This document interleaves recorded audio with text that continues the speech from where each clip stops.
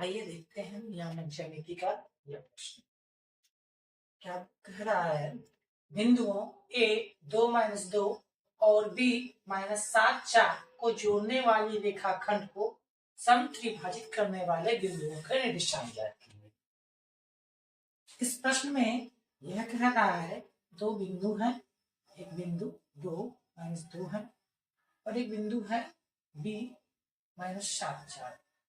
कह रहा है इस रेखाखंड को समत्रिभाजित करना है। समत्रिभाजित करने का अर्थ होता है तीन बराबर भागों में बांटना।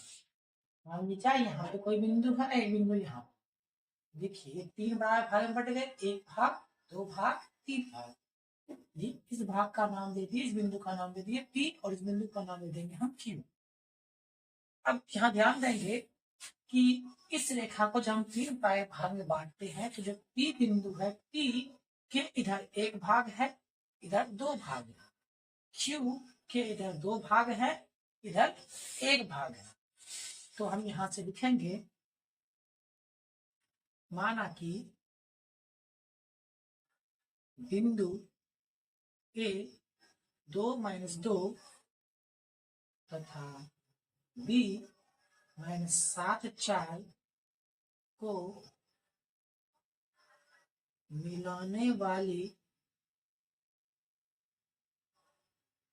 रेखाखंड AB को बिंदु P 1:2, चूंकि इधर एक भाग इधर दो भाग, तो इसे किस अनुपात बांटती है, 1:2 में, तथा बिंदु Q 2:1 में विभाजित करती। अब हम यहाँ से अंतर्भाजन सूत्र लगाएंगे। अंतर्भाजन सूत्र के लिए हम लिखेंगे P का निर्देशांक। तो P का निर्देशांक क्या दिया होता है, m1 x2 plus m2 x1 बटा m1 plus m2 m1 y2 plus m2 y1 bye m1 plus m2। ये आपका अंतर्भाजन सूत्र होता है। अब यहाँ m1 और m2 क्या है, देखिए जो अनुपात होता है, अनुपात का पहला मान m1 होता है, दूसरा अनुपात m2 होता है। यहाँ पर ये आपका x1 है, ये आपका x2 है, सॉरी ये y1 है और ये आपका x2 है और ये आपका y2 है। अब इस वैल्यू को यहाँ पर रखना है।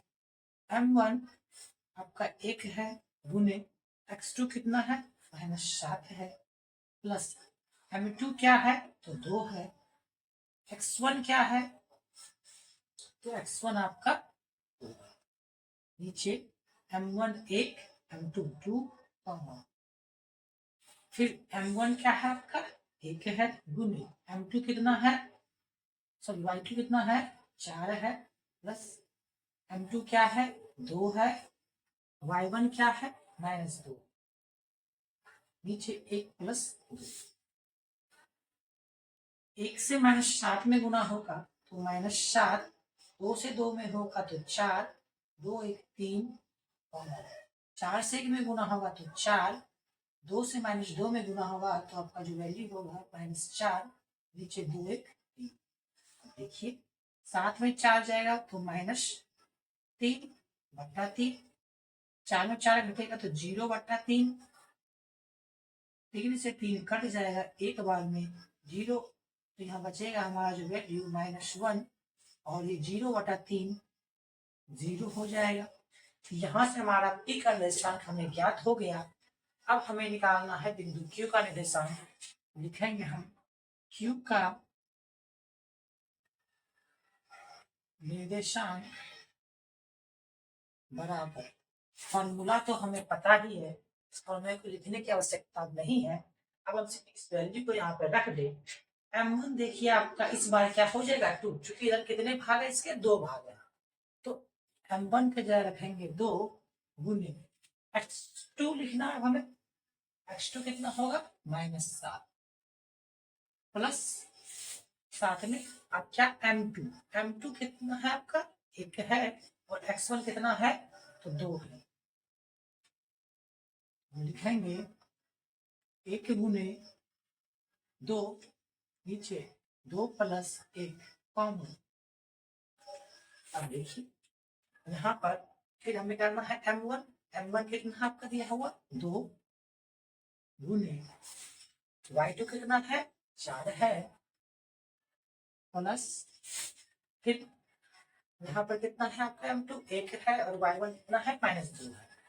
तो 1 गुने -2 नीचे हो जाएगा आपका m1 m2 2 प्लस 1 2 से 7 में गुना होगा -14 2 से गुना होगा 2 नीचे 2 1 3 4 दूना 8 2 से -1 -2 से गुना होगा तो -2/3 14 में 2 घटेगा तो -12/3 8 में 2 घटेगा 6/3 3 से 6 2 बार में कट जाएगा 3 से 12 4 बार में तो जो वैल्यू में हमें मिलेगा वो होगा -4 2 यानी क्यू का निशान क्या आ गया -4 2 और पी का आ गया -1 0। तो ये दोनों बिंदु इस रेखाखंड को समद्विभाजित करते